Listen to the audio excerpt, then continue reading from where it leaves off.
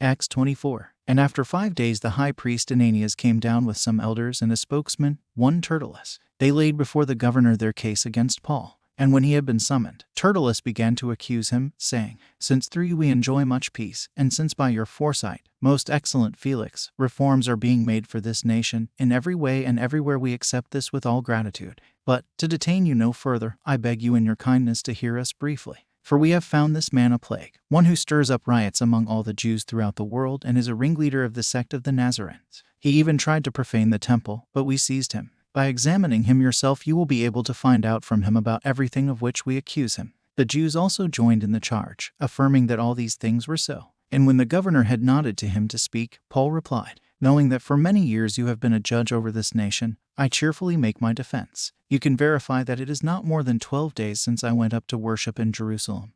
And they did not find me disputing with anyone or stirring up a crowd, either in the temple or in the synagogues or in the city. Neither can they prove to you what they now bring up against me. But this I confess to you, that according to the way, which they call a sect, I worship the God of our fathers, believing everything laid down by the law and written in the prophets, having a hope in God, which these men themselves accept, that there will be a resurrection of both the just and the unjust. So I always take pains to have a clear conscience toward both God and man. Now after several years I came to bring alms to my nation and to present offerings. While I was doing this, they found me purified in the temple, without any crowd or tumult. But some Jews from Asia, they ought to be here before you and to make an accusation, should they have anything against me. Or else let these men themselves say what wrongdoing they found when I stood before the council. Other than this one thing that I cried out while standing among them, it is with respect to the resurrection of the dead that I am on trial before you this day. But Felix, having a rather accurate knowledge of the way, put them off, saying, When Lysias the tribune comes down, I will decide your case. Then he gave orders to the centurion that he should be kept in custody but have some liberty, and that none of his friends should be prevented from attending to his needs. After some days Felix came with his wife Drusilla, who was Jewish, and he sent for Paul and heard him speak about faith in Christ Jesus. And as he reasoned about righteousness and self-control in the coming judgment, Felix was alarmed and said, Go away for the present.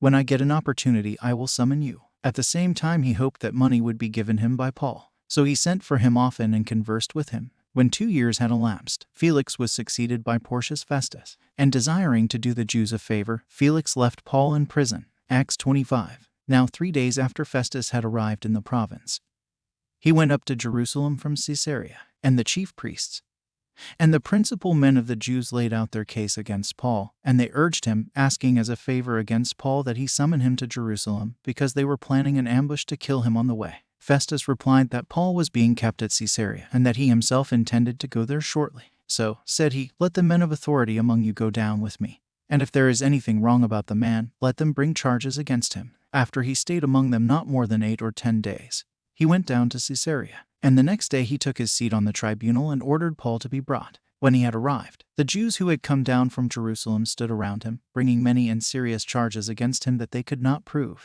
Paul argued in his defense, Neither against the law of the Jews, nor against the temple, nor against Caesar have I committed any offense. But Festus, wishing to do the Jews a favor, said to Paul, Do you wish to go up to Jerusalem and be tried there on these charges before me? But Paul said, I am standing before Caesar's tribunal, where I ought to be tried. To the Jews I have done no wrong, as you yourself know very well. If then I am a wrongdoer and have committed anything for which I deserve to die, I do not seek to escape death. But if there is nothing to their charges against me, no one can give me up to them. I appeal to Caesar. Then Festus, when he had conferred with his council, answered, To Caesar you have appealed, to Caesar you shall go. Now when some days had passed, Agrippa the king and Bernice arrived at Caesarea and greeted Festus. And as they stayed there many days, Festus laid Paul's case before the king, saying, There is a man left prisoner by Felix, and when I was at Jerusalem, the chief priests and the elders of the Jews laid out their case against him, asking for a sentence of condemnation against him. I answered them that it was not the custom of the Romans to give up anyone before the accused met the accusers face to face and had opportunity to make his defense concerning the charge laid against him. So when they came together here, I made no delay, but on the next day took my seat on the tribunal and ordered the man to be brought. When the accusers stood up, they brought no charge in his case of such evils as I supposed. Rather, they had certain points of dispute with him about their own religion and about a certain Jesus, who was dead, but whom Paul asserted to be alive. Being at a loss how to investigate these questions, I asked whether he wanted to go to Jerusalem and be tried there regarding them. But when Paul had appealed to be kept in custody for the decision of the emperor, I ordered him to be held until I could send him to Caesar. Then Agrippa said to Festus, "I would like to hear the man myself." "Tomorrow," said he, "you will hear him." So on the next day Agrippa and Bernice came with great pomp, and they entered the audience hall with the military tribunes and the prominent men of the city. Then, at the command of Festus, Paul was brought in. And Festus said, "King Agrippa and all who are present with us, you see this man about whom the whole Jewish people petitioned me, both in Jerusalem and here, shouting that he ought not to live any longer. But I found that he had done nothing deserving death. And as he himself appealed to the emperor, I decided to go ahead and send him. But I have nothing definite to write to my lord about him. Therefore I have brought him before you all, and especially before you, King Agrippa, so that, after we have examined him, I may have something to write. For it seems to me unreasonable, in sending a prisoner, not to indicate the charges against him."